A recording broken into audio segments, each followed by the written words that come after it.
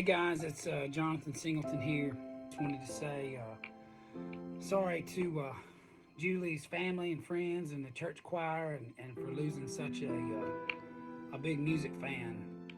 We used to leave late nights and go to the next town on the Young and Wild tour and show up at the venue the next day, and Julie and family in tow and Aaron and a few others would beat us there. I don't know how they did that, but I got a feeling they weren't sleeping in the Super 8 motel that we slept in 2 hours to make it to the next gig. But she always kept up with what I was doing on social media, along with a lot of the church choir folks, and big loss for music community.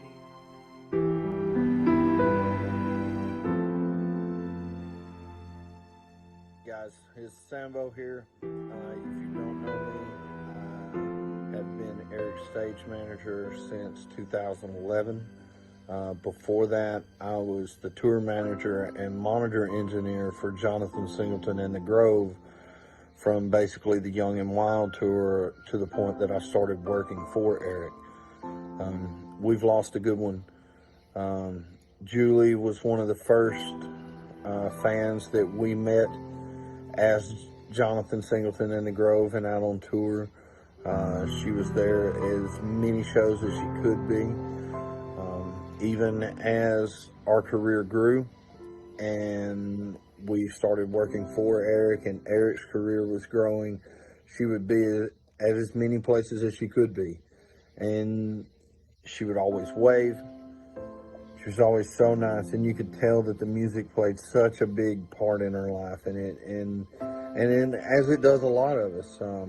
I'm also a fan of the music. I'm not only work for the man, I'm a fan of the man, and what we do is what drives us to keep going, no matter how big the tour has become. And that was the thing. She got it. She loved it. She was there seeing it at its smallest to the biggest that it's gotten. She loved everything about it, and she was so proud of it. And our hearts and prayers go out to the family. We hope you guys can get some peace in all of this, and just know that we're thinking about you.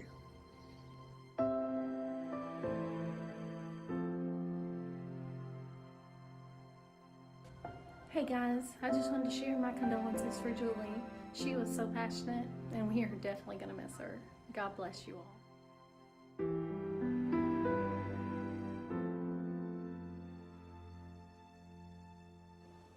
Hey church choir, driver from ECB here. Hope y'all are staying safe and sane in these crazy times.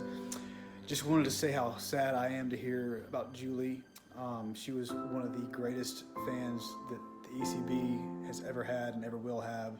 She got it early on from the early days, and we just are going to miss her so much. So I'm sending my prayers and my thoughts out to all you guys that are also grieving too. We love you, Julie.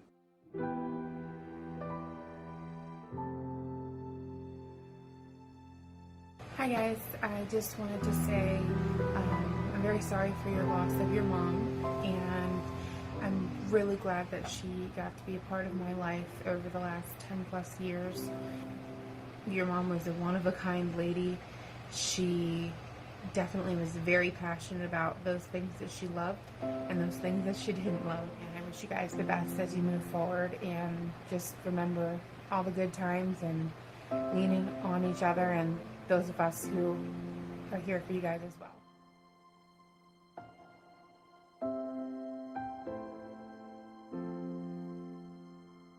Hey Julie, I want to let you know that you're going to be terribly missed, and I want to thank you for all the years of friendship, for always being there to listen to me whenever I needed someone.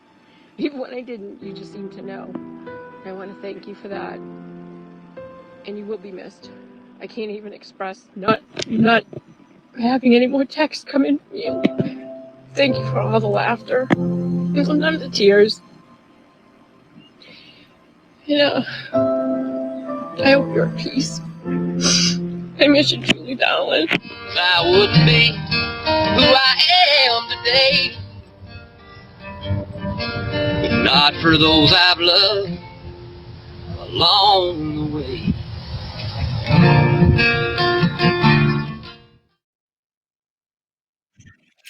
That one was that was just as hard to make. Probably for you guys all to watch out there. So before we start the show tonight, I kind of wanted to take the borders off, strip the show down a little bit tonight, and play that video in honor of Julie. So she's definitely going to be missed. She was a dear friend to a lot of us. Shows were always better when Julie was around. That smile was so big, and she didn't care. She didn't care about anything. She just cared about her church, and she cared about the music, and she was very passionate. And I was thinking it was like something cool I could do for her, and I wanted to put that video together. But even better, my guest tonight has a song, and when I heard this song, I was just like, I was blown away. I was just like, how fitting for it. So I'm gonna go ahead and welcome our guest tonight a little early, and then we'll bring him back on a little later. But please welcome Jordan Fletcher.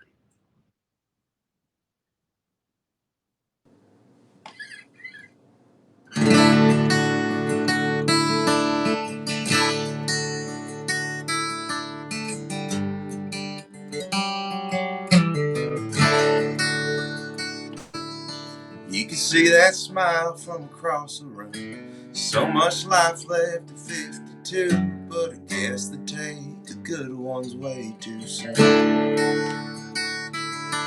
Soft peppermints and nicotine, smell fills up my memory. May not be much to you, but it's home to me. Every now and then it hits me differently, and it hurts like heaven got another angel in the choir to sing along. And I got another set of wings helping me to carry on. Us folks down here, we're doing fine, still from time to time. Hurts like heaven got another angel in the choir.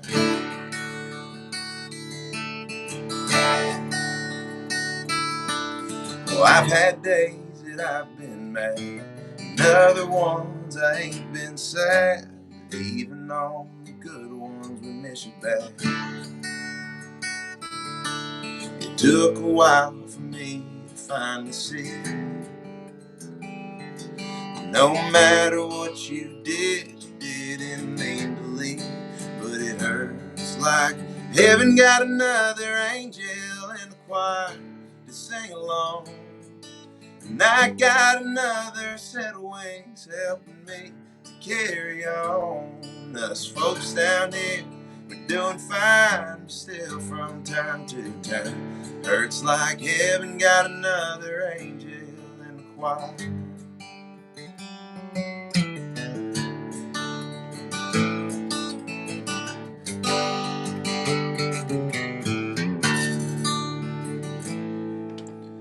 Yeah, I know you're doing fine, but still from time to time.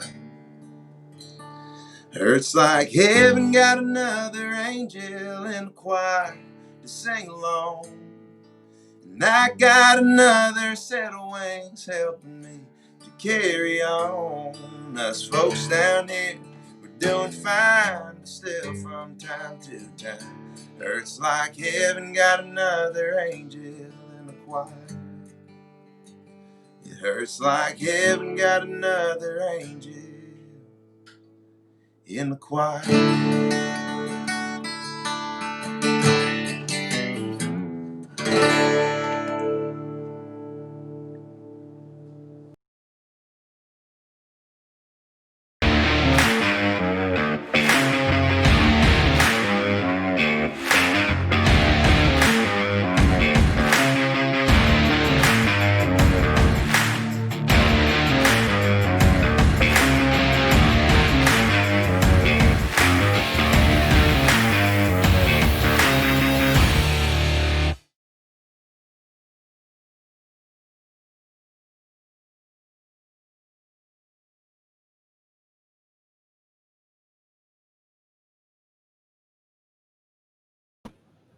Welcome to the Gainin Fast on Memphis podcast with Aaron Shriver, brought to you by Arlo Revolution. Each week, Aaron connects melodies and memories with fans and artists from all genres of life. When all else in life is gone, only music will be left to leave the legacy of life's adventures. Please welcome your host for the Gainin' Fast on Memphis podcast, Aaron Shriver.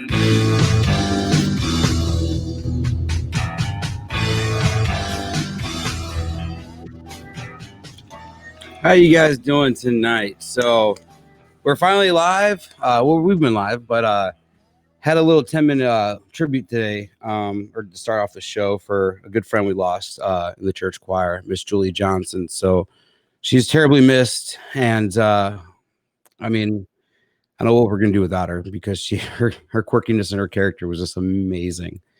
But welcome to the show tonight, guys. We're going to have an amazing guest on tonight. As you guys have already heard a little sneak peek of this guy, but I cannot wait to really introduce him to you guys. But welcome to episode 42 of the Gainin' Fast on Memphis podcast, a place where we connect melodies and memories with both fans, artists, and some of the most interesting people in and around the music community. I'm your host, Aaron Shriver. And as you guys saw at the top of the hour, we are presented by our good friends, Arlo Revolution. They are just one of the best out there that's doing cinematic wedding videos, music videos. You can find them all over Facebook, arlorevolution.com. Check them out. And then as well as our on-screen sponsors, Art on the Higher Wire by Joel, original custom artwork inspired by your life moments, treasured photos, and memories. Find them on Facebook, as well as Janet Sloth Creative, online marketing services guaranteed to make companies be found and succeed on the web. And you can find them all over Facebook as well. And one last one, we are very, very happy to have Corey Oliphant in the original church choir as one of our sponsors. We're lucky to have them and each of you guys. And thank you guys for everybody for your continued support. If you guys are looking for a way to support this show, Patreon is something that is definitely our bloodline. It's our heart and bloodline. And if you guys cannot contribute with Patreon, like, share, and just subscribe anywhere you guys can. We once again broke I shared it a couple of days ago, but we were on the iTunes Apple Podcast charts. We broke the top 200 again. So it's pretty cool to see where we are. We debuted in the top 40s, I think it was, and we peaked at show number 9. And the week we peaked at 9, Alec Baldwin was number 8. So I was like, that's kind of cool. So it was kind of cool to brag on that a little bit. But as I mentioned, Patreon is our bloodline of the show. So if you guys are looking for ways to kind of keep up with the show and join our after shows, which tonight we will have Jordan on for a little bit and singing a few more songs on our after show, I'll share the link over there. Everything starts at just $1. It goes on all the way up to sponsorships. We do have 2 current on-screen sponsors available. If you guys want to grab those before they sell out. And we also have the merch packs. So the merch tiers are going to go every 3 to 6 months. The first bit of merch just shipped out some t-shirts. So, and they look pretty cool. So if you guys got any, drop some comments in the box over there. Thanks, Angie. Yeah, that was, believe me, I never thought I'd ever be on any kind of chart, let alone be number 9 behind Alec Baldwin for music interviews. I'm like, yeah, that ain't going to happen. But yeah, thanks again, guys. But yeah, if you could hop over to iHeart, iTunes, any of the eyes over there, something, and leave your 5-star reviews, it'd be really grateful. But other than that, let's see, our July contest. Yeah, we're going to keep this short and sweet since we already did push it back a little bit tonight. We're going to go ahead and bring our main guest on and just have a good time. So you guys ready? Let's go ahead and bring Jordan on.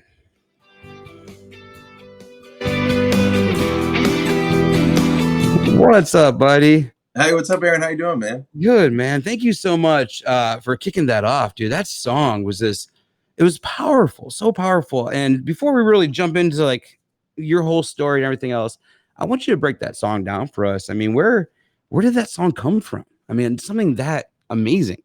Well, so that was one that it needed to get written. It was, so my dad passed when I was young, when I was 11. Sorry to hear that. And it was something that I tried to write songs about, and I think I tried 1 or 2 other songs, but it's just one of those things that, you really gotta be writing, what you're writing. It's you got to be aware of what you're doing. And well, I basically, what had happened is this awesome singer songwriter artist from Canada. Her name's Kelsey Kulik. Are you there? You kind of went blank for a second. I am. Did everything go good? Yeah, no, All it's right, good. cool. For Okay, some yeah, reason, sorry. my reloaded, but that's why I like this site because it kind of kept you live, and I just Oh had yeah, to no, that's join. perfect. Yeah, no, but so anyways, Kelsey, we met through the Revival, which is just this great writers round in town at Tin Roof that Rob Snyder runs, and we'd just known each other, and I've always thought she was a great artist, and we'd always just kind of known each other in passing. We'd always talked about writing a song, and anyways, we ended up actually getting a write scheduled. It was probably about 2 years ago, and we just dove right into it heavy. And I kind of talked about my experience, and with my father passing, and that's just something that I hadn't really dealt with until I really started writing music. And it wasn't until 10 years later that I really started digging into what that meant. I love And for the her, she had this kind of similar experience because she battled cancer as a kid, and she was saying that because obviously I don't know, but she said that when you're in chemo, obviously you've got these groups of people that you spend a lot of time with because every time you have treatment, you're there for hours. And she said that there was this one guy that was just kind of became just a really great friend of hers, and he was like a soulmate, she said. And he didn't make it, and she did. Oh, And wow. so it was just kind of that's where we were coming from before we even sang a note. And it was just a gift. Like the song was just a gift from God. It came out in probably an hour and a half, 2 hours. And it was just, we knew exactly kind of what it was. And we were both very thankful because it was just very therapeutic for us. And then we realized, just having that and getting to kind of share that could hopefully be therapeutic for others. And because everybody experiences that pain, obviously, as we see, with Julie and all that. So it's like, I don't know, that's what music is for. And so it's just kind of like cool to have something, at this point in my career, which is just starting essentially, that I'm so proud of, regardless if anybody hears it or not. It's just something that, I could hang a hat on and be like, regardless of what happens, that exists, and it means everything it says, and there isn't any fluff or anything in it. It's a true story, and it means exactly what I was feeling. Oh, dude, it's such a powerful song, just hearing it. And then when I started doing this, wanted to put something together, and I started really trying to figure out what to do. And I knew how big of a fan she was of live music. And I'm like, oh, it'd be cool because Jordan's on to get him to play. Oh my God, he has Hurts Like Heaven. That's gonna be a perfect song. I'm like, and I started really listening to it, and I like this because it kind of proves a point where people could definitely interpret songs in different ways. Yeah. And the one line I really loved about it is like where you said about the choir. Because I thought about, because Eric Church's fan club is called the Church Choir, and I'm like, that just really, to me, so I was able to turn that around in my head to where it was the fan club, and I put it all together. I was like, this is just an awesome song just to kick off the show and show tribute to her because she was such a passion about live music. Yeah, so, man. Yeah, well, honestly, and once you said it, because I didn't make that connection, about the choir, of how well it matched with the scenario. And then you said that, I was like, oh, that's perfect, man. Yeah, that's why when I started thinking about it, I was like, oh man, that'd be awesome. So dude. You came from Jacksonville. Oh, go ahead. Do that. Oh no, man, I was honored to have you on, and the way it lined up, it was lined up perfect. I really think it was meant to happen that way. So I'm a person that really thinks things are meant to happen for a reason. So yeah. And this show tonight just fell on the right day, I guess. So yeah. But you come from Jacksonville, Florida, man. What really got you in the music scene, man? Did your parents growing up? Were heavy music or what? Well, we heard it growing up. There wasn't really a whole lot of playing. I kind of so I'm originally a drummer, and so I started out. I guess when I was 6, I begged my parents to get me a drum set for I don't even know when I started, because I remember just begging forever, and I got it when I was 6. So I started playing, from then to whatever I played in school and church and stuff like that. But I always just stuck with it. And they always, they had good taste. We listened to, we grew up in church, listened to gospel. My dad loved Eric Clapton and Creedence Clearwater and, Jim Croce and stuff. And so I got a pretty wide kind of exposure to a lot of good music. Yeah. But yeah, man, it wasn't until I got into college that I started trying to write songs anyways. Okay. It's kind of random. Yeah. Did you go to college down in Florida? Yeah, I went to UNF. So I didn't move out. I lived in my mom's house till I was till I moved to Nashville. So yeah, I do. yeah, no, that I did. I was in college for 5 years and dropped out, and then moved to Nashville. I didn't even finish. Oh man, you're probably close though, weren't you? Yeah, about a year. Yeah. So did you have connections, or were you kind of coming back and forth from Nashville to Florida, or did you just kind of just hop in a truck and just come? I had a buddy, two friends, three. A lot of people, like, it was weird. It was like our first buddy Spencer moved up there, and then he was there for a couple years. And then my buddy Ryan Nelson, who's another great artist in Nashville, and another buddy of mine, Chris Goodzak, Dobro Chris, and they moved up about a year and a half before I did. And they, and it was cold. Like, they just kind of knew a couple people through a friend. And so besides that, I didn't really have anybody. I mean, I went up, and they shared the friends that they had and introduced me to the people at the Revival and, Whiskey Jam and stuff like that. A couple of those, rounds that are so important. Yeah. And then beyond that, it was just kind of that small friend group. And then it just kind of expanded. But yeah, I'd probably been in Nashville 5 or 6 times prior to moving up, just visiting, But I remember the first time I came, I said I'd never move there. And then you find yourself moving there. Yeah, no, it was funny. I was 19 and I came up here, and my buddy asked me to play guitar on some session at Starstruck Studios, which is, Reba's studio. It's like this giant, just incredible studio on the Music Row. And I get up there and I completely botched it. I sucked at it. It was so bad. They didn't use a single take of what I did. I was there for like 3 days. It was completely terrible. And I remember just being like, yeah, Mom. My mom called me and said, so how's it? And I was like, man, it's good, but I'll never move here. It was cold. Like, I'd never been that cold in my life. It was like 19 degrees. Oh man. But yeah, I guess you been to Chicago in the winter yet? Do what? Have you been to Chicago in the winter yet? Yeah, I have. Well, since then, I've definitely experienced some cold, but up to that point, I hadn't. I live halfway between Chicago and Milwaukee, and I live almost right on the lake. And it's like, man, what did I do?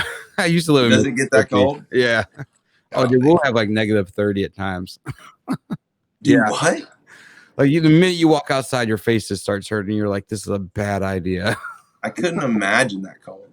Oh, it gets cold, man. It definitely gets cold. So we were briefly talking a little bit, and you're kind of coming up, and you've been through a lot of bars and a lot of places, because you said you used to drum. And who were you drumming for a while? Wasn't it like Job Fortner or something? You started drumming with him? Yeah, dude. I went. Job was on the road with Luke Combs for like, I forgot how long. I think he was on there for like 6 or 8 months, touring with him, opening First of 3 or direct support. Mm-hmm. And then when Luke got a deal with 30 Tigers and Sony, Job was like, well, I'm going to go full band and I'm going to start touring. And we were just buddies. Like, he was literally, like, there was a time where he was sleeping in our garage.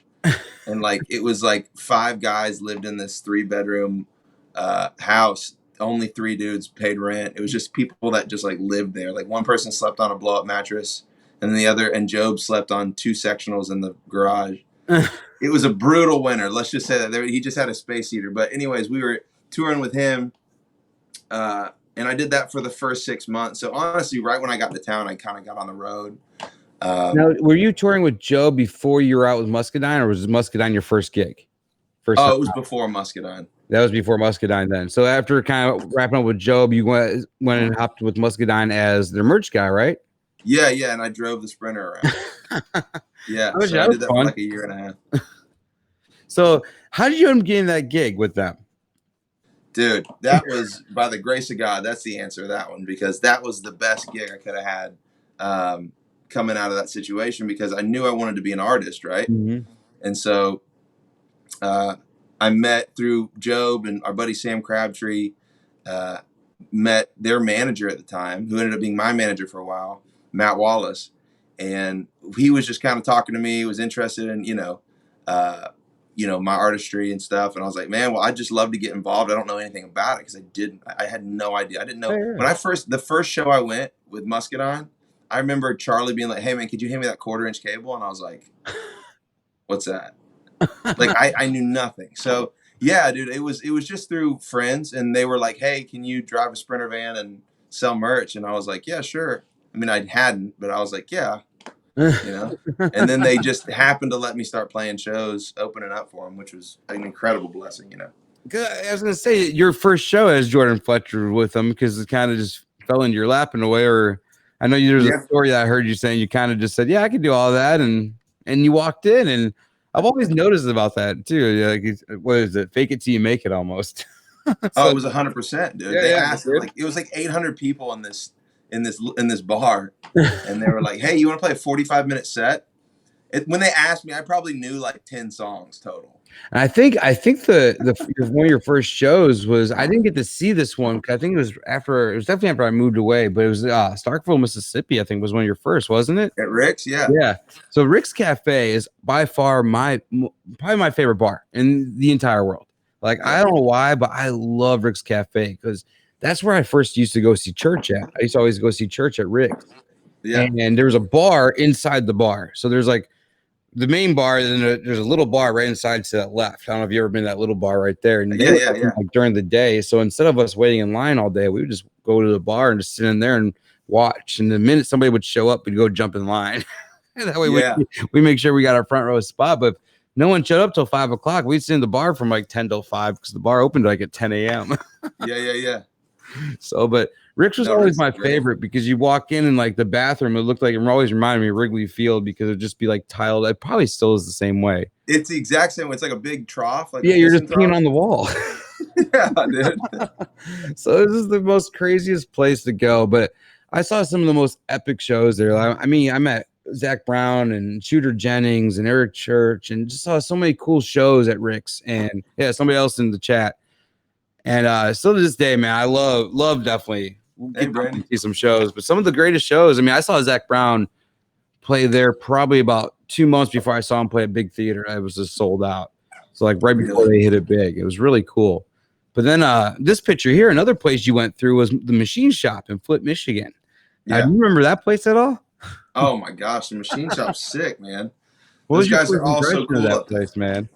Say again? What was your first impression of that place? Oh, dude, it's a rock and roll place, man. It's like this incredible, like iconic rock and roll venue that they let just country guys come in and play, which is so cool, man. Because like all the people in Michigan, it's like when we played last, it was middle of winter, so it was just like freezing and everything was so cold. And we were like, man, is anybody going to come up and show up to see a country act? But Muscadine, I mean, they've got incredible fans, so. They showed up, and it was just like so much acceptance. Like that was the coolest thing about it. It's like Flint, Michigan. I don't know if you've spent any time up there. There's not a ton going on. I said, did you drink the water? I did not. I did not drink the water. And actually, I have a funny story with that. I walked into a diner after the show, and because before I went in, I was like, hey, I'm buying water. And so I bought a couple gallon jugs of water, and I walked into this diner. It was like 2 a.m. with Charlie and my drummer Sam and Zoltan, and we got in, and I had the gallon jug with me. I'm like, well, I'm not going to drink the water here or whatever. And there was a cop in there, and he goes, you can't bring that in here. I was like, oh, it's just water. And he goes, oh, I know. And I was like, that's kind of weird that you're not going to let me drink. Like, what do you know, bro? It was weird, man. I don't know. It was definitely a different kind of experience just because the water thing's so weird. But, man, well, you gotta watch out, man. You'll get jumped in Flint with out-of-state water. Yeah, no, that's just I kind of felt like I was like carrying contraband when I walked in, and the cop was like, "Oh no, sir, you got to take that out." I was like, "It is." Oh yeah, you can have liquor, you can have weed, but man, you walk in there with water, fresh water. Damn, yeah, dude, man. Watch out. Yeah, seriously. He's like, "Man, you got some weed on you. That's okay. Take it to the bathroom." The Machine Shop's great, man. They've been so hospitable, and it's just got so much history. Oh like yeah, just rock and roll history, and so many greats have played there, and I love like the fencing and all over the stage and everything. But it's cool because they have the tabletops, and all the tabletops there was always they're like old bands or people that played there. And we were there one time, and it was in our bar I could get into earlier, and I was going to see Eric, so we were there early. But there was a Dimebag Daryl, like high boy there. And Driver, Eric's guitar player, was like, man, this thing's really cool, da-da-da-da. And then afterwards, we're all hanging out, and I think Eric got a little tipsy, and he's just like looked at the owner. He goes, how much you want for that table? And the owner's like, I ain't selling my tables, da-da-da. And Eric's like, I'll give you X amount of dollars for it. He goes, do Do you want me to gift wrap for you yet, or just carry it out for you? Yeah, dude. He's the coolest dude, man. Yeah, Eric bought it from the owner for Driver as just as a present because Driver was That's- in love with this table. But yeah, dude, it used to be. I don't know if they let you anymore. I used to be able to smoke cigars in there and all this stuff. Just kind of hang out. It was a great place. Yeah, last time I was there, you could smoke in there. They still let you smoke the cigars. Don't eat. Yeah, I think so. Man. If I remember correctly. Yeah, so definitely in place. If you guys have never seen a show at either Rick's Cafe in Starkville or the Machine Shop in Flint, Michigan, I highly recommend both those places. So one of my good friends that I've actually had on the show and is totally, I think, is just gonna own Nashville one day if he doesn't already. Mr. Jonathan Singleton. Yeah, you've gotten to write with him and work with him and everything else. How is just the magic? Like, how does it happen with him? Like, anything he touches almost turns to gold. And how does that happen? dude, he's such a normal guy. It's really kind of surprising when you see it happen, because it's like you don't expect anything. Like, not to say you don't expect it, but it's like he's just like doing something, like on the guitar or something, like when you're recording. Yeah, and then it'll like happen. And you look at him. I remember one specific time I like stopped and I was like, "Hey, what did you just do?" And he's like, "Well, I just did this." And I was like, "Well, why do I like that so much more?" And he goes, "I don't know. Why do you like it so much more?" and so it's like I liken it to like you see a magician do something and it's like you see it happen, but you have no idea how it happened. I think he found his craft and he knows how to perfect that one thing, and he's just so damn good at it. Yeah, no, he really is. It's cool. Like one of the blessings that I've always gotten, it seems, is to be the least talented person in the room. And I get to learn so much from him, like as a songwriter, as a producer, because especially with this project, this was really kind of like the taste making project for kind of what sound I was going for. Because before that, it was just kind of like, I mean, the songs were mine, obviously, and they were so stylistically they were my songs, but like you got so many variables, tone, like what kind of tones we're using, what kind of instruments we're using, what sounds are going to be consistent throughout the projects going forward. And it was just like so important to put the time needed to, nail that. And he did. And it was so great. And he's so talented too. So it's like he put so much time into this project just because he wanted to, which was great. Yeah. Like that means so much, man. But yeah, he's a great dude and incredibly talented. So I'm thankful that he worked on me on this project and more to come for sure. Now, do you record pretty much everything, all originals, like all your own stuff, or are you kind of taking any outside songs? Or I'm not against an outside song, okay, just because I am not arrogant enough to think that I'm the best songwriter in town, for sure. So if someone wants to give me an outside song, that would be awesome. But my thought on it is, it has to, I have to like it more than one of my own songs, and that's kind of hard to do. Mm-hmm. You know what I mean? You're kind of partial to what you do, And there's always, I feel like there's always those songs out there that you fall in love with that you feel is perfect, but there's never perfect unless you kind of put your own twist to it and roll off from there. But yeah, it's kind of cool. And it's different seeing like artists, like I'm a huge Church fan. That's how I kind of really relay a lot of stuff. And he only is now officially only cut 2 songs that he's never recorded. But then I look at people like Tim McGraw, who's had amazing commercial success, who's probably only had a hand in like 2 or 3 songs that he's written in a huge career. Yeah. I look at those two different sides of it. And people are like, well, one's really not an artist. He's a karaoke singer. And I don't feel that way. I feel like songs can be portrayed differently from different angles. And I think you need that in the world. And that's why I kind of like want to see how that's why I ask people if you are against it or not, because some people are like, I'll never, ever record a song that I didn't write. And other people are just like, yeah, whatever. If it's good, I'll do it. Well, I'm just so critical because I love songwriting and I do it so much that it's like, in no way would I turn away a great song ever. I just want to make sure that, now that's what I need to say. Would you give away a great song? Absolutely. So like if Keith Urban wanted to record Hurts Like Heaven tomorrow, you'd be like, Go on. or whoever, Toby Keith or somebody. It's like, here you go. I'll send you the chords. Go for it. Yeah, no. Okay. Actually, the funny story, Meon almost got cut by Luke Bryan. Oh, nice. I can see So it. Yeah. he held it right when I turned it. Like he held it, and I had this conversation with my plugger at Seagale. Mhm. We turned the song in, and when we first wrote it, I turned the work tape in, and he didn't pitch the work tape because I said, "Hey man, I want this song. This is my song." And he goes, "Man, I could pitch this song." And I was like, I hear you, but like I really feel strong about the song. I want it." And he goes, "Well, what if I got like a really big artist to hold it?" Yeah. And I was like who? And he was like, "What if Luke Bryan wanted it?" I was like, "Well, if Luke Bryan wants it, he can have it." You know, not thinking that he would. You know, like what are the chances that would happen? And so a month goes by, and I get the demo back that we recorded, and he sent it. I sent JD the demo, and 30 minutes later, I got a phone call, and he said that Luke Bryan held my song. Oh man, which is funny, but he ended up dropping it so I could release it, which turned out great either way. But no, it's funny that you say that because yeah, absolutely, I'd give away a great song. Okay, it's cool because I always think back. A cool story that I don't know the whole like ins and outs of the music industry. I'm just a fan looking in. And what I've seen and what I've heard on the outside is Jamie Johnson had In Color, and Trace Atkins was going to release it. Yeah, Trace Atkins cut it, was going to release it. And then right before that happened, that's when Jamie got his record deal, and Jamie wanted it back. And Trace kind of said, "Here you go, man." And Jamie released it as his first single, and it went on to do really well. And then I guess on Trace's next album, he released it as a bonus track, his version of it. And it was really cool to like hear that like an artist gave a song back. So I was always wanting to know how all that stuff worked. Cause it's kind of cool, like hearing like how the artist holds and everything works. I would think it'd be frustrating to have a song on hold for 2 or 3 years sometimes, and maybe it never comes out or never gets released. And honestly, I think songs have seasons and songs have times that they fit. Yeah. And, it goes along with Eric Church's new single, "Stick Down Your Country Song." Jeffrey Steele wrote this 5 years ago, and it talked about every damn thing that's going on in 2020 almost.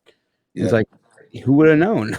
Well, I mean, that's the thing about, well, I mean, you never know. That's why you just have to assume it's got a place. There's a purpose for it. Yeah. You know, you can't try and control every bit of it, you know. Have you ever had a song that kind of came to life after you wrote it and kind of like, well, damn, this is a couple years ago, but this is almost like a deja vu moment or something? Dude, it happens so often. Like the fact that you bring that up is so weird because there'll be things that I write about, whether it's in my relationships or whether it's in, you know, just happiness or something that's going on or anything that's going on. Like I'll write a specific scenario and then 2 weeks later, like I'm hearing the song in my head because it's happening like in front of my face. It's odd how often that happens. And maybe it's just because we're writing so much and we write about so much stuff, but it is very weird how often that happens. Yeah.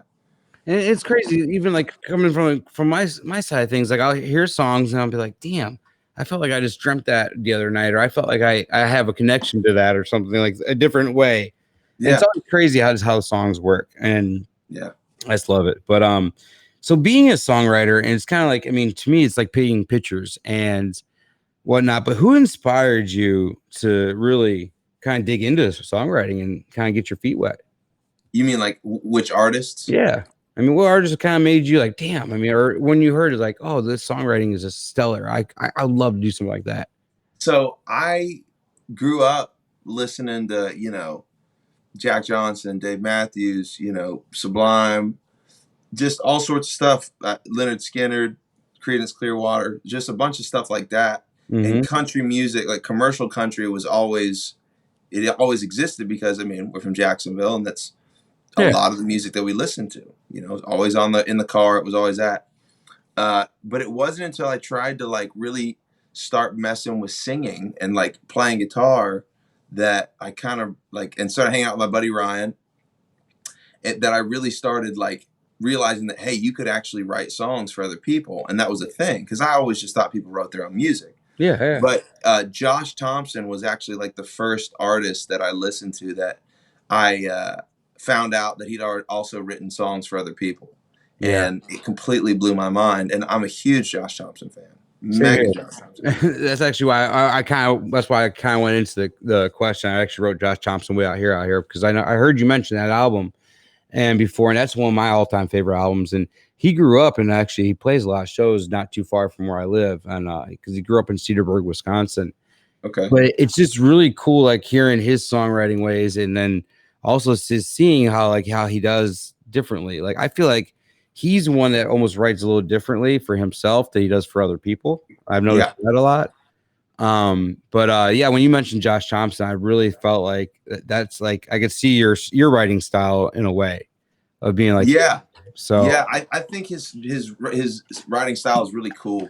Like especially in the commercial country like realm. Yeah, like it flirts with pop in a way, but I think it can, but it's just really, really cool, man. I think the way that he writes is just it's got a lot of energy, even if the song doesn't necessarily have a lot of energy. It's got it's saying a lot, even if the song like actually isn't, the words aren't saying a ton, you know. It's like I just really respect the way he approaches songwriting. It's just kind of got this like no fear kind of approach to it, and that's always kind of what I always liked. There was never like a time where it just felt like he was kind of like afraid to kind of dive in. It was like every song it seemed like was just like straight to the mat, you know. Definitely, I definitely hear that with him and his writing songs. What is your favorite song off Way Out Here? You remember? Probably Way Out Here. Way Out Here. That was a dude. That's one of my favorites. I don't know if Sinner was on that one or on the next one, but Sinner was another one that he had out. That was really good. No, that is a great one. He was just one that was really underrated. I don't know why they never really gave him much of a shot. I think I was actually thinking this the other day. I had this conversation. I think if Josh Thompson put that album out last year, he would be mega. Oh yeah. Around with what Luke Combs has been pulling off too. I mean, that's just kind of skyrocketed. The culture has completely changed, man. I think that if Josh Thompson came out a year ago, there'd be no stopping him. Yep. I agree with that. I could see that happening for sure.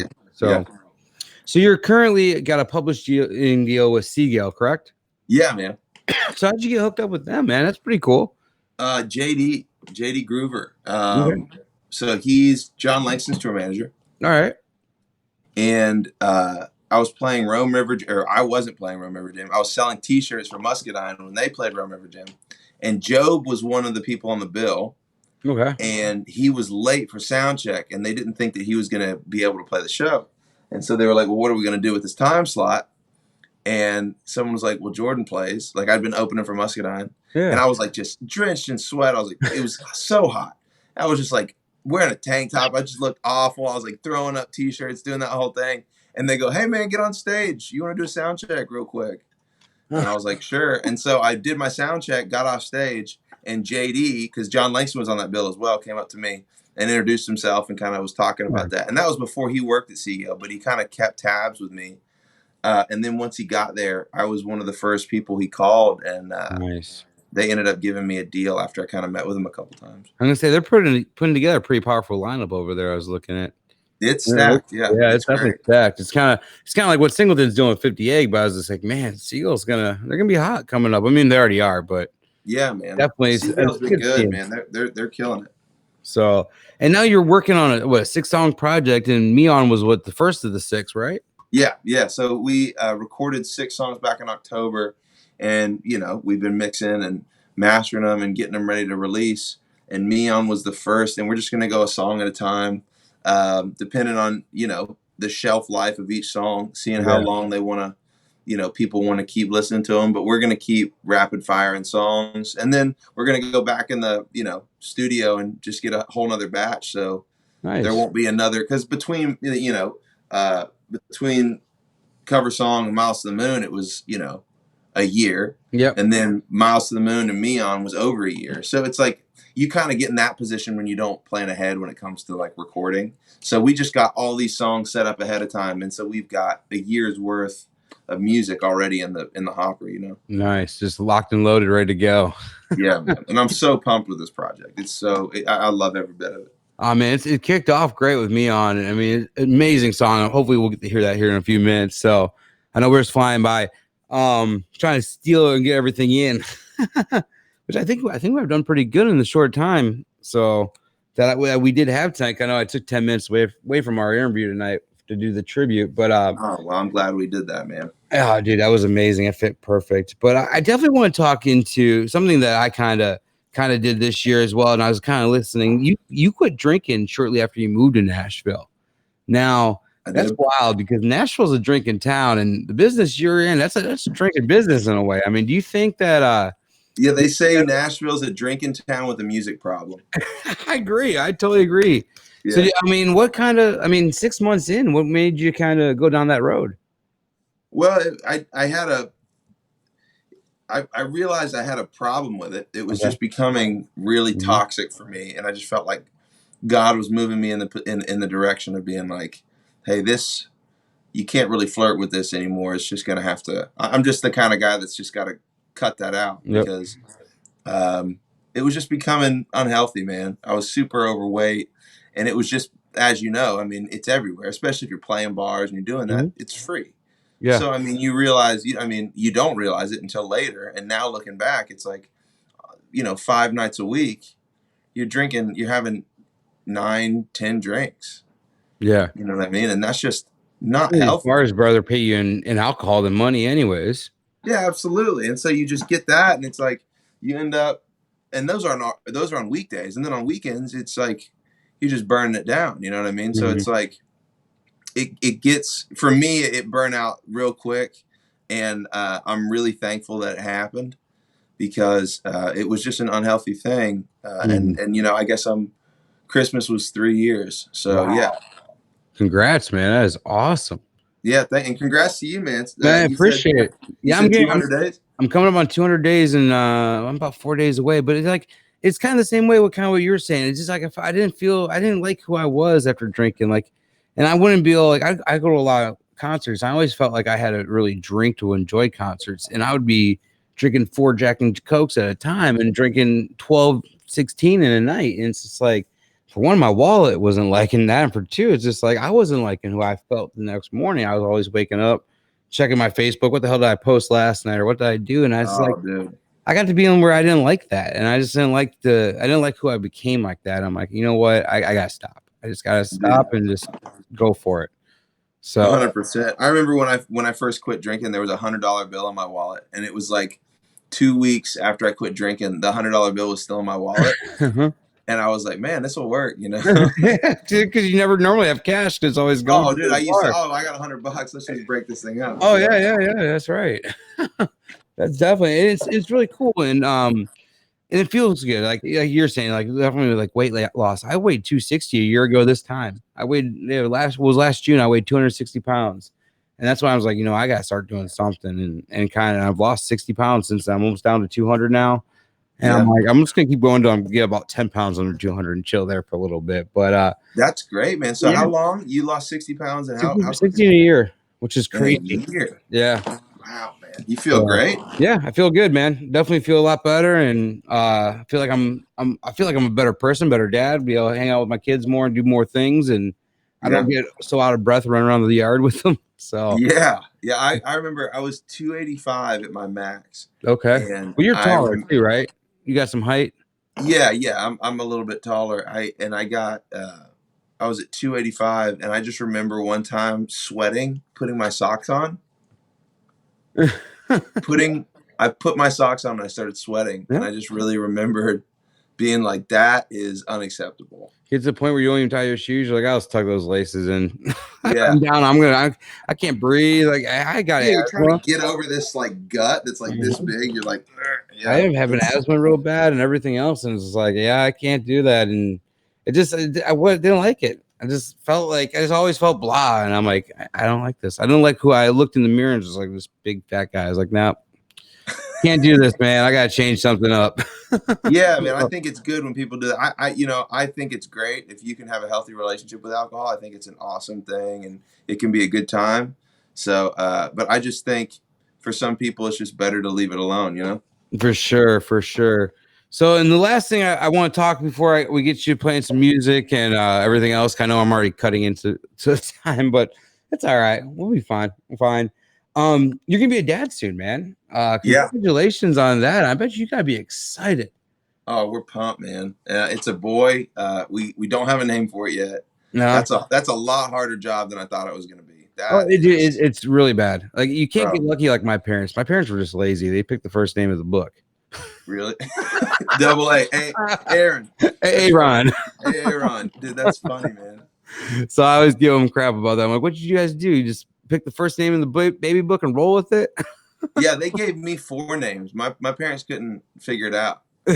Right? My first name's Charles. My second name's Robert. My third name's Jordan, and my last name's Fletcher. Oh wow. My middle name's Robert, so we share the same middle name. Come on, there we go. Yeah, I'm Aaron Roberts, so I got that name. But Cool, yeah, that's crazy. And honestly, names, you're gonna go through names so many times too, because you're gonna have your favorites, your wife's gonna have her favorites, and then you're gonna finally settle on something that you both didn't even think of. Yeah, well, I hope it happens like that, because right now we're both kind of sitting on empty as far as names are concerned. Yeah, right. Are you guys leaning towards more family name or just kind of go with the flow? We got a family name that we know is going to be in there somewhere. Cool. But we don't. I think we're having a hard time with the first name. That's going to be the hard thing. It always is. But it always is. I have. I'm sure between the two of us, we can come up with something. Well, it's always fun, man. It's always definitely fun. Write it down though. That's one thing that you got to do. Write it on a piece of paper, the full name, and look at it written out. That's what my wife and I would do. We'd sit down, we would write the full name out, and we're like, how does that look? We look to see how it looked written out.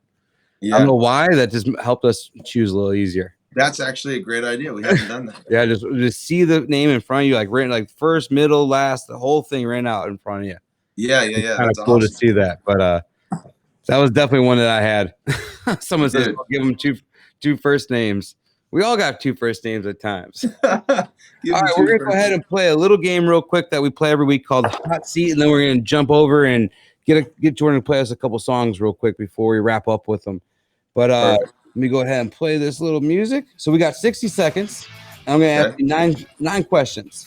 Okay. You got to pick your dream music crossroads. Any genre, any artist, living or dead. Who would they be? Post Malone. And who else? Or you and Post Malone. Yeah, I'd go Post Malone. Oh, you mean not between me and that? Yeah, person? like a crossroads. Like if you had to pick 2 artists that you wanted to see a crossroads between. Oh, probably Post and Jamie Johnson would be sick. Ooh, that'd be weird. It'd get weird, but I'd be stoked to see that. That's why it'd be cool to see them together. All right. Yeah. Favorite getaway location?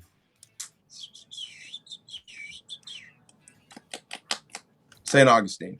All right. I had to change this one for age purposes, but your first CD you ever owned. In Between Dreams by Jack Johnson. Nice. That's a good one. We have cassette tape, but yeah, we had to go CD on this one. Yeah. Your dream venue to play that you have not played yet. That I haven't played yet. Nissan Stadium, man. Oh, that'd be nice. That'd be cool. Yeah. That always feels good. Playing back at home. We're playing the big one. What's your biggest pet peeve? When people litter. Oh, yeah. I didn't realize how much it bothered me because I'm just you take care of it up and throws it back at him. Oh no, I wanted to. This guy, first of all, he rode all the way up the merge lane. So I'm working on that one. I'm fine. But then he literally just he finished his food, crumpled his bag up, and literally just threw it on the ground. Man. And definitely, I hear you. That's probably my biggest pet peeve. Yeah, that one. It's not something you see often because most people don't just blatantly, Yeah. Most people have a little bit of decency in them, but that guy just tossed it out the window, and I was like, "Good night." That is crazy. What's one song you wish you would have wrote? Diamond Rings and Old Bar Stools. Nice. Yeah. It's a badass song, dude. Dude, I freaking love that song. It's probably my favorite country song. Yeah. I agree. It is my favorite country song. Once again, just genius by the writer on that one. I know, right? There's really not much he can't write. I mean, I'm sure he has bad songs, but I'm sure his bad songs are still others badass songs. Yeah, no, for real. I haven't heard a bad one yet. No, yeah, me neither. And I've heard all of his older stuff too. I'm like, dude, everything's gold. Yeah. What's your favorite Halloween costume you ever wore? I was a pumpkin when I was like 2. There you go. And I only say that because it's the only one I remember because it itched so bad. It was like all wool and it was hot. Oh So I man, guess it wasn't my favorite, but it's the only one I remember wearing. I went through a '90s phase of dressing like Brandon Lee of The Crow. That's great. So, living or dead, your dream co-write partner. If you could write with anybody, who you writing with? Bob Dylan. Ooh, that'd be a good one. What topic would you want to write with him on? What's going on in the world right now? Oh, that'd be really good. I'd dive in deep. That'd be really good. Oh, I mean, it takes me back to the movie, The Hurricane, too. When he had that song, The Hurricane, which was a huge song for him. Right. And then they made that movie years ago about it too, and I was just like, I love that, and it's kind of what's going on right now too. Yeah. Then the last one I have is an item on your bucket list.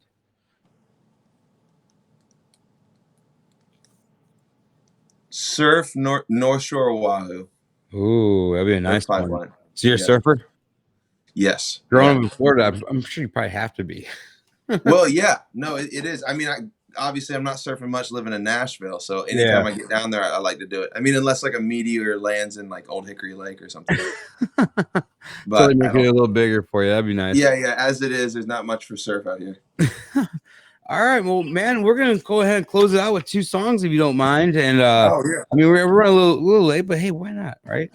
Yeah, right. Night. But y'all ain't got nowhere to be, right? I mean, I work in the morning, but I'm good with that. I'm a little tired. I'm good. I only work in the afternoon. I'm all right with that. But the first one, we kind of talked about a little bit that Luke Bryan had it on hold for a while. But go ahead and tell me a little bit more about the song, kind of like how you wrote it or what you're thinking when you wrote it. Well, it's a love song, obviously. And I wrote it with Reed Isbell, who's a 50 Egg writer. And actually, this is the first time this song was the first time Jonathan Singleton and I ever kind of like crossed paths. Okay. So it's funny how this all goes kind of full circle. But I wrote, it was, I think, Reed's first write as a 50 Egg writer. And it was the first time I'd written with him. So I walk in to see Gail, and I had that guitar part. But beyond that, we had nothing. We didn't have a hook. We didn't have squat. And so we sit down and we kind of start messing with this melody. And then we literally just end up writing it from top to bottom. Like, that is not, you usually don't do that. Yeah. But we literally just wrote like through the verse and then wrote through the chorus and didn't have a hook. And so I went and I brought some mashed potatoes that I'd made the night before, and which are the best mashed potatoes you've ever had, and that's a fact. And so I made them, and I told Reed that. I said, hey, man, I'm going to heat up these mashed potatoes. And I'm sitting there, and I'm eating them. And I was like, you got to try these mashed potatoes. They're the best you've ever had, like better than your grandma's. And he was like, all right, well, hold on. And he tried them, and he didn't deny it, because I know it would be disrespectful to his grandma if he did say that my mashed potatoes are better than his grandma's. But anyways, we wrote that, or we ate those mashed potatoes, and then hook came out. We were both like, yo, that's sick. And then we actually were like, hey, has that been written before? Because it was like, it just seemed like, it was like low hanging fruit. It was like, why have we not written that before? And then sure enough, it hadn't been. So I was like, well, we're in luck, boys. So great song too. Yeah, thanks, man. Well, now let's hear it. I'd love to hear this one. Absolutely, man. All right.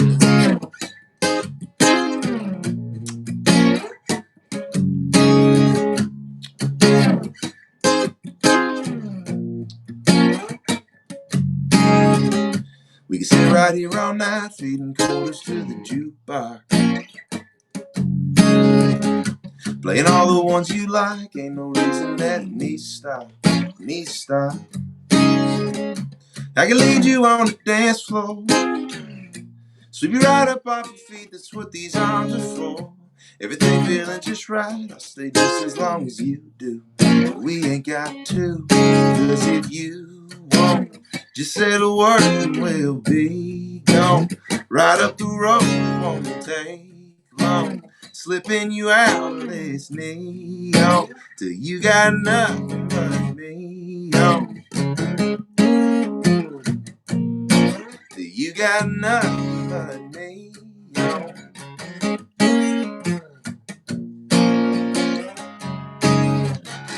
Got some candles by the bed that are waiting just to be burned. We can live right here, right now. Ain't no feelings gonna be hurt, be hurt. I always said we need to go out When we do, I always wonder why we even leave the house. So if you won't, just say the word and we'll be gone. Right up the road, it won't take long. Slipping you out of this neon. Till you got nothing but me on. Yeah. Till you got nothing but me on.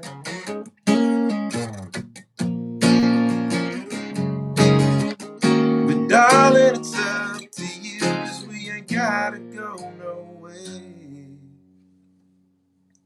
So if you won't, just say the word and we'll be gone. Right up the road, it won't take long. Slipping you out of this neon. So if you won't, just say the word and we'll be gone.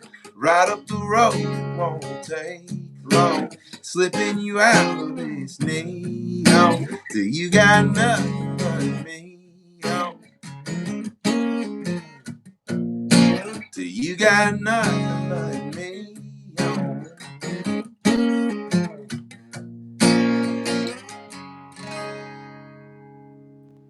I love it, man. That is awesome, awesome song. That's climbing up the charts right now on over there on Apple. I know we briefly talked a little bit earlier on the phone about the whole podcast and music and everything. I want to talk about that tonight, but we just ran out of time. Yeah. About how like kind of watching it Apple over. Absolutely, Yeah. man. Yeah. So I'll have you back on some time down the road. But I know. yeah, but before we wrap it all up, I wanted you, if you could play one more for us. And before we close it out, but cover song, dude, I want you to tell me about that song. Because that's one of my favorites by you. That song is a jam. So cover song, okay. So cover song I wrote with Gary Stanton. Okay. From Muscadine Bloodline. And we had a write scheduled, and I was driving to Auburn, and we were playing at Bourbon Street. And before, like, I was on my way down to Auburn by myself, and I saw something on YouTube about like cover song, like whatever, something. And I just literally was like, I mean, it had nothing to do with that. It was just like a cover song contest. And I was like, dude, that'd be dope for a song. Play me like a cover song, you know, because like all these people, you know, people play cover songs all the time. And so I remember I walked and I saw Gary that night at Bourbon Street because we were playing that show. And I was like, dude, we were writing like Monday. And I was like, dude, I got this idea. Let's write it. And so I actually had just bought this guitar. So cover song was the very first song I wrote on this guitar. That's awesome. Which is dope. So yeah, it was, we had the idea. We went in. I don't remember where that guitar riff came from. But yeah, so it was just first write with this guitar and wrote it with Gary. So yeah, it was dope. It came out great. That's awesome, man. I'd love to hear it, man. We'll close out the night with that. All right, cool. You and me perfect scene. Girl, I never thought that I would be broken as old bar stool. Sipping to forget just to think of you with the band in the back at the end of the night. Got everybody singing a Sweet Caroline. Ain't nothing sweet about you. And girl, I ain't singing along. Should've known better than that. Thought it was right, but I read it wrong. Didn't think you would come back and leave again, just to leave me on. Wouldn't have let you do it if I thought it was going on all along. You knew it. You played me like a cover song. We were gonna find us a place, a side on the lot right out of town. We were gonna make it home with the porch swing hanging on a wraparound, with the black lab sitting in the back of the Dodge. Ain't no room in a 2-car garage. We were gonna build a house, but someone else is gonna build it now. Should've known better than that. Thought it was right, but I read it wrong. Didn't think you would come back and leave again, just leave me on. Wouldn't have let you do it if I thought it was going on all along. You knew it. You played me like a cover song. Oh, yeah.